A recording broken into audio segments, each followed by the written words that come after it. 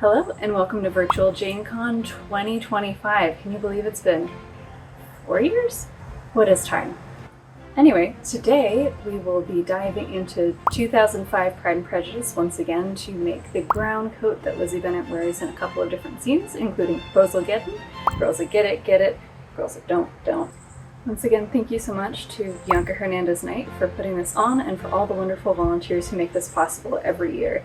It's so wonderful to get to share in the joy and love of Austen with this wonderful community. Can you believe that it's been 20 years since this version of Pride and Prejudice came out?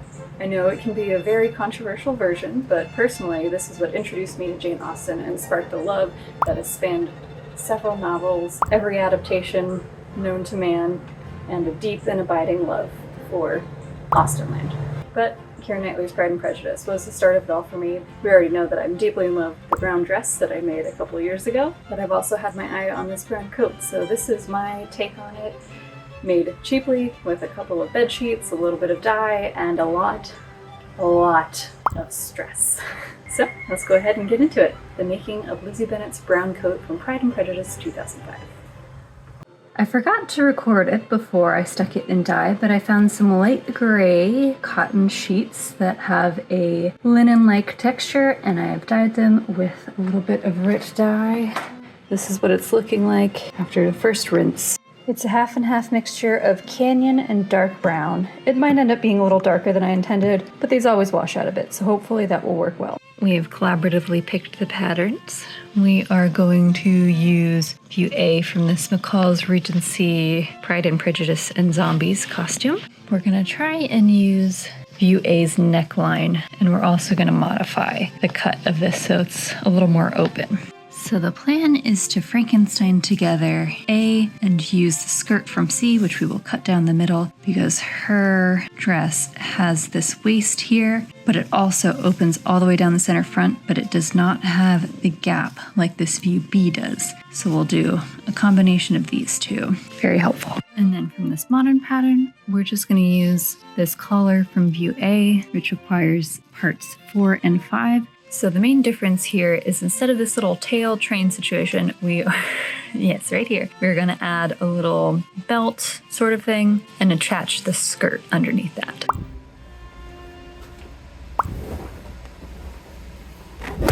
Thanks, bud. Very helpful.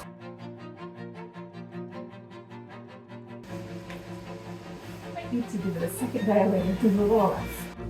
After laying out my very shabbily dyed fabric, I put down my pattern pieces and started to cut everything out.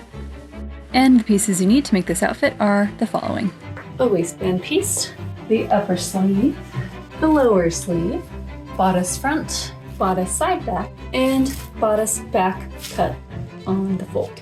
Upper collar cut on the fold that's slightly larger than this lower collar, also cut on the fold, plus 2 front skirt pieces and 1 back skirt piece cut on the fold. Then I proceeded to sew the bodice together. So the back does have a curve to it, to which I say just go extremely slowly. It's going to look very strange and tight when you pin it, but as long as you make sure that it's smooth in the exact area you're sewing, it'll end up smooth like this, because I do have you cut it so that the smaller piece has a little bit of stretch to the curve. And if you look, it's pretty smooth. All right, now we're sewing a dart, so I'm going to mark there, and there, and bring these two together, and then sew from there down. Sewed in one dart, and it's time for the other. So what it looks like. All right, this is about how it goes. We'll need to refine this probably to come down, taper a little bit, and we'll add the waistband kind of here, and then the skirt. We still need to add the sleeves, but it's getting there. I started getting concerned that this project wouldn't come together, so I took a dog break. I'm freehanding this a bit. We're doing View B for the back, which goes with the actual coat we're making. You've got pleats and a lot of volume as compared to the dress, but we are using the dress front, View C here. I'm going to add a little bit of extra here that I'm going to use as a facing, but the rest will stay the same. Originally it was said to cut on the fold when it's supposed to be the front of the dress, but now that we want it to open to be the front of the coat, it is not going to be on the fold. And just to clarify, this is what the coat would look like. It's too open. We want the coat to meet in the middle.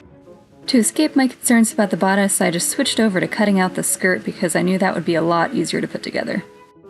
I hadn't yet realized that this garment has pleats on the sides, so I was still working on the back pleats that the pattern had.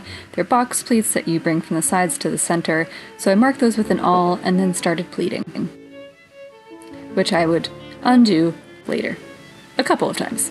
It's also taught me that you actually need to sew all of the skirt pieces together before doing this pleating, so I checked it out and had a meltdown.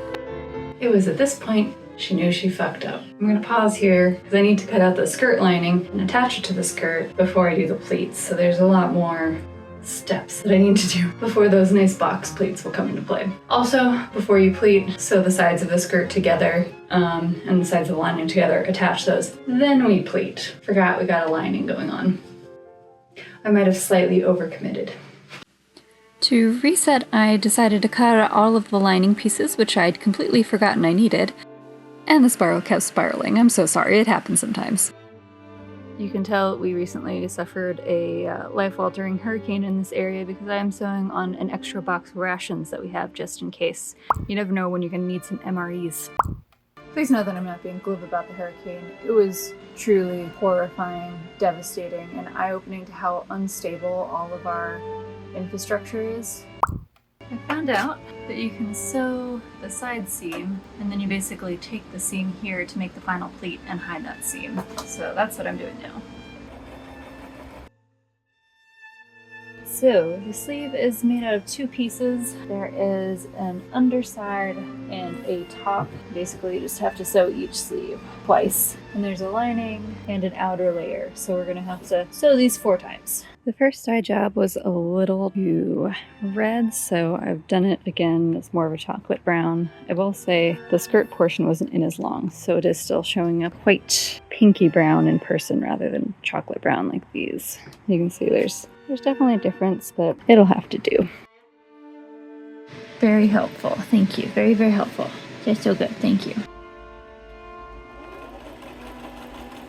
Then you'll have one very long tube. Reach your hand all the way through the very long tube. Pull half of the tube through, as so, like so, as such. And there you go, lined sleeve. And if you're a good sewist, you'll press this down and understitch it, but I'm just going to do a loosely finger press top stitch all the way around. Hello? With the darker part slightly further out than the lighter part so that the lining lighter will be hidden. This is the front. There's 1 to 2 inches where there are buttons before the little waistband, and then the rest of this kind of comes up in a curve with the collar. So I'm going to play around with that and see if I need to kind of go at an angle, at a curve, at a curvy angle. Some of this is going to have to come off because I added all of this to the pattern.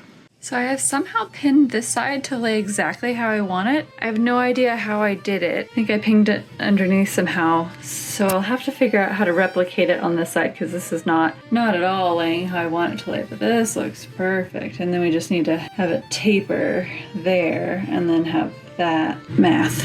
Yeah, I don't know. This is what I have so far. I'm feeling it a bit of a loss, so I think it's time to do some research. And of course the research is my special edition of the Pride and Prejudice DVD that I got back in 2005.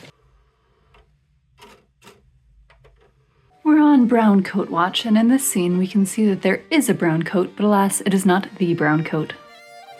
And now I have a supercut of scenes featuring the brown coat, including the cliff scene, the carriage breakdown scene, the arriving in the Pemberley scene, not featuring the very brief church scene, and also featuring proposal-geddon.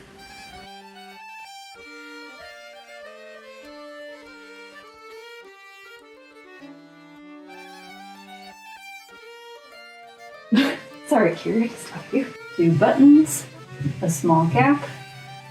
These end at a little bit of a square. This is straight, this is curved.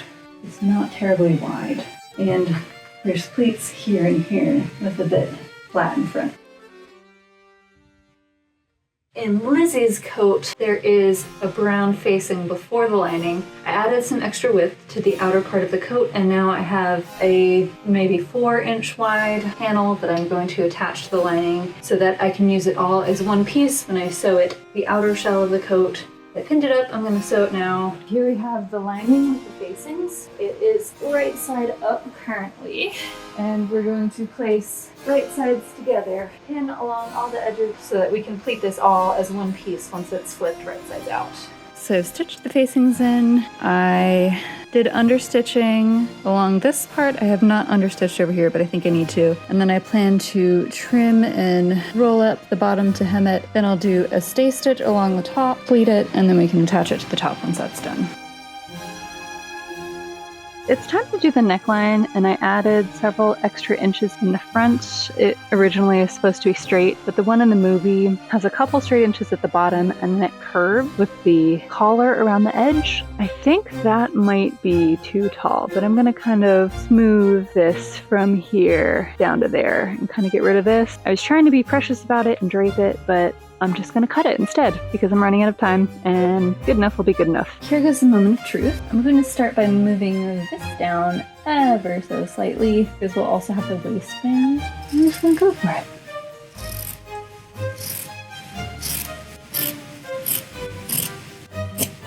What did I just do? I am trying to make the collar lay down. I have quite a bit tucked in here, so probably need to take some off the edge before I put the lining in. I finally am getting the collar to lay flat enough. Realistically, I'd prefer to have it go down here, but there's no way I'm gonna be able to make that happen with what I have, so close enough. Pinned around the arm's eye, and you're supposed to gather the very top, but I didn't read those instructions until after I'd done this, so I just did box pleats on both, and this is super janky, but it'll do. I'm tired and a bit defeated, so I am taking a break to work on the skirt instead. So I measured the waist and I marked the two ends here. I also marked the center point of the skirt and of the waistband. I matched those up. I'm putting the front edge of the skirt panel with my marker for the front of the waistband, and I will do the same on the other side. And then I am pleating down the excess 5 or so inches in, so this will hit about at my waist and go a little bit behind me, and then the back is flat. I noticed in one of the videos that she has some pleats around her hip and side rather than in the back where I had them initially, and I decided to start with the seam as my pleat to hide it, and then add a marker behind. You can kind of do this however you want. You could also gather it, but I'm sure that this is not twisted. I will open this up where it needs to meet up in the front. So I clipped here where it needs to start, and I will match that little clip up with the front here. I'm pinning along the crease I made. And I will pin for several inches before I do any pleats. So I've got about 4 relatively large pleats on each side. It's all pinned up to the waistband, so it should look something like this. And then you would just stitch all the way along the crease of the entire skirt. So I have pinned the collar down to the body. We have this little flap extending over. And we're gonna put the lining right sides together. And so it's awful. It's a lot smaller lapel-wise than I was intending. It's very boxy and not flattering in any capacity, but you know, it's close enough. You know, in this case, we're just gonna be Charlotte Lucas settling for Mr. Collins, because I can't make this a Darcy. Found the center point of the skirt and the top, and I've pinned those together, and then I'm just gonna pin from there out on each side. So I've taken the waistband around the edge, and it's basically gonna come back and meet up in the middle. So then that will flip down on the inside, and I'll be able to whip it and connect these two pieces and cover all the raw edges. I'll be able to attach the top part in one go, and then the bottom part I'll attach by hand. We're close enough, baby.